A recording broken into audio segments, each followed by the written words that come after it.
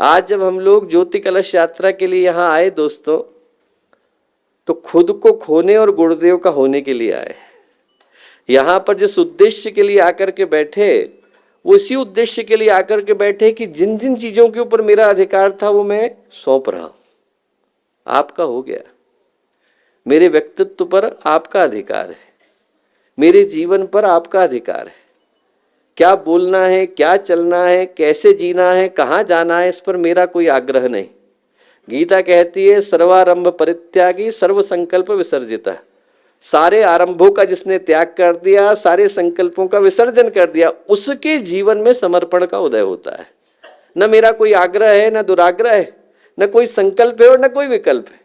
मैं यहाँ आया हूं अपने आप को आपके प्रति समर्पित करने के लिए और आपका होने के लिए और गुरुदेव का होने के लिए। दोस्तों, उस ज्योति के साथ एकाकार होना अनिवार्य है जो गुरुदेव प्रज्वलित करके गए।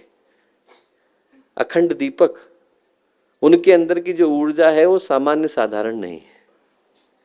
गुरुदेव ने एक आलेख लिखा 88 की अखंड ज्योति में, ज्योति कभी बुझेगी नहीं। कोई पढ़े तो आज भी उसका रोम रोम रोमांच से रोमांचित हो उठता है। गुरुदेव ने लिखा कि जैसे ही शरीर की यात्रा को हम पूरा करेंगे, साकार से निराकार हो जाएंगे और होते ही अखंड दीपक की ज्वलंत ज्योति के अंदर समाहित हो जाएंगे।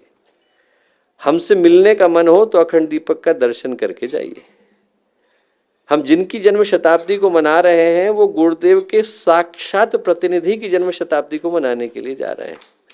इस धरती पर गुरुदेव की उपस्थिति का जो प्रतीक है, प्रमाण है, उन्हीं की शताब्दी मनाने के लिए हम लोग आए। एक ही भाव, एक ही संकल्प, एक ही विचार, एक ही चेतना, एक ही ऊर्जा लेकर के आए कि जो गुरुदेव के जीवन के सबसे समर्थ सहयोगी रहे, उनका नाम अखंड दीपक है। गुरुदेव के जीवन के जितने भी चरण हैं दोस्तों, आप सोच करके देखिए।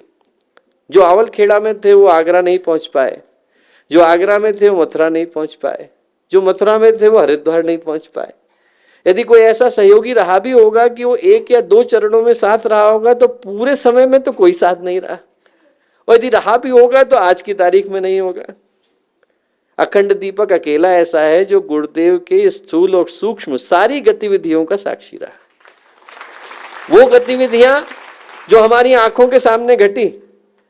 मैं क्यों कहता हूं कि स्थूल और सूक्ष्म? इसलिए कहता हूं दोस्तों, क्योंकि गुरुदेव के जीवन में जब हम उसको सेलिब्रेट करते हैं तो हम मात्र उतने ही पक्ष को सेलिब्रेट कर पाते हैं जो हमारी आंखों के सामने है।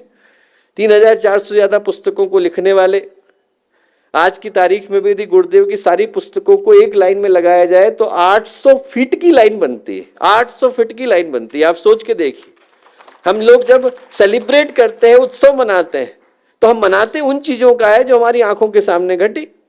इतने बड़े संगठन को खड़ा करने वाले, इतनी बड़ी गायत्री की उपासना करने वाले, इतने सारे महापुरुष चरण करने वाले, इतने लोगों को जीवन की दिशा दिखाने वाले, इतने बड़े गायत्री परिवार को तैयार करने वाले संगठनकर्ता, हमारी दृष्टि में साहित्यकार, हमारी दृष्टि में चिंतक, हमारी दृष्टि में विचारशील, हम इन आधारों पर गुरुदेव के जीवन का उत्सव मनाते हैं। पर गुरुदेव के जीवन की जो असली घटना है वो पर्दे के सामने नहीं, पर्दे के पीछे घटी है।